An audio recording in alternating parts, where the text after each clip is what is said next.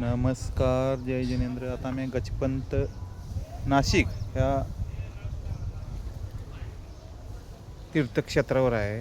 लोक खायला पाकिट आणि पाण्याची बॉटल घेऊन येतात आणि असं टाकतात. प्रत्येक ठिकाणी देवस्थानचं असू दे, गड किल्ले असू देत, प्रत्येक ठिकाणी अशी लोकांना घाण करायची सवयच आहे. आपलं मटेरियल काही घेऊन आलं असेल तर ते बरोबर घेऊन खाली कचरा कुंडीत नाही तर त्याचं विल्हेवाट लावत नाहीत.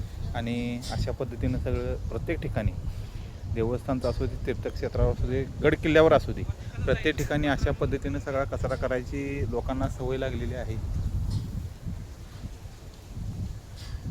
आपण ज्या ठिकाणी जातोय त्या ठिकाणी कचरा करू नये आणि प्रदूषण करू नये आणि पर्यावरणाची हानी करू नये, ह्या प्रत्येक माणसांनी हे लक्षात ठेवलं पाहिजे.